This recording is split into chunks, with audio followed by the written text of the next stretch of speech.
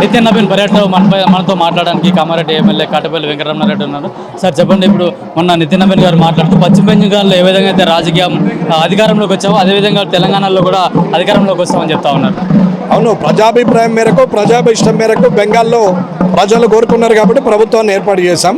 అలాగే తెలంగాణ ప్రజలు కూడా భారతీయ జనతా పార్టీ ప్రభుత్వాన్ని తీసుకురావాలనే ఆలోచనలు ఉన్నారు. కాబట్టి భారతీయ జనతా పార్టీ రానున్న కాలంలో ఖచ్చితంగా ప్రభుత్వాన్ని ఏర్పాటు చేస్తుంది.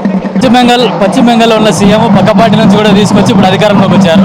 అట్లాగే ఇప్పుడు రానున్న తెలంగాణలో కూడా పక్కపాటి నుంచి ఉన్న నాయకులు ఎవరైనా ఆహ్వానించే అవకాశం ఉందో, వస్తారు ఎవరు ఆ సీటుకు సూటబుల్ ఆ సీటుకు వాళ్ళని ఎన్నుకుంటారు తప్ప ఈ పార్టీ ఆ పార్టీ అనేది ఏం లేదు. పక్క పార్టీలకి వెళ్ళి వచ్చిండు అనేది ఏ పార్టీ ఏ గుర్తు మీద అయితే పోటీ చేసి గెలిచామో ఆ పార్టీకి విధేయుడుగా ఉంటారో ఆ పార్టీ వ్యక్తిగానే చూస్తారు.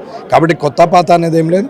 ముఖ్యమంత్రి పదవికి ఎవరైతే సూటబుల్ ఉంటారో వారిని ఎన్నుకుంటారు. ఖచ్చితంగా తెలంగాణలో భారతీయ జనతా పార్టీ ప్రభుత్వం ఏర్పాటు మాత్రం చేస్తుంది. అందరూ కలిసి పనిచేయాలి, కోఆర్డినేషన్ తోటి పనిచేసి ఎలక్షన్లో గెలవాలని కూడా చెప్తా ఉన్నారు. అంటే మీ నాయకుల మధ్య ఏమన్నా అట్లాంటి పొరపచ్చాలు కానీ? మామూలుగా కుటుంబంలో అందరూ కూడా ఎప్పుడైనా సరే కలిసినప్పుడు అందరు బాగున్నారా అంటే ఎవరు బాగలేరు అని అనేది కాదు. అక్కడ అందరూ బాగున్నారా అని అడిగితే మీరు బాగలేరు అనేది ప్రశ్న కాదు. అది అడగడమే అట్లా ఉంటుంది. ప్రేమ పిలుపు. అందరూ కలిసి కష్టపడి ఉమ్మడి కష్టంతో గెలవాలని చెప్తారు.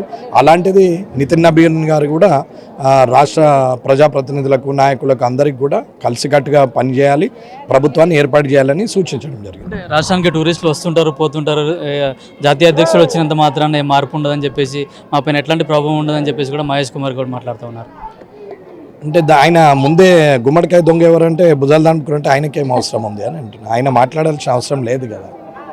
ఊర్లో హిందువులకు ఉర్దూ పాటలు చెప్తున్నారు, అట్లాగే అక్కడ ఉన్న నమాజ్ కూడా చదివిస్తున్నారు అని చెప్పేసి మొన్న కొంచెం గొడవ కూడా జరిగింది. ప్రైవేట్ ఇష్యూ అండి. ఒక పాఠశాల ఇంగ్లీష్ మీడియం పాఠశాలలో ఒక వ్యక్తి చేసినటువంటి పని కానీ అది ఒక మతము కులము చేసినటువంటి పని కాదు. దాన్ని కుల మతాల మధ్యన పెట్టాల్సిన అవసరం లేదు.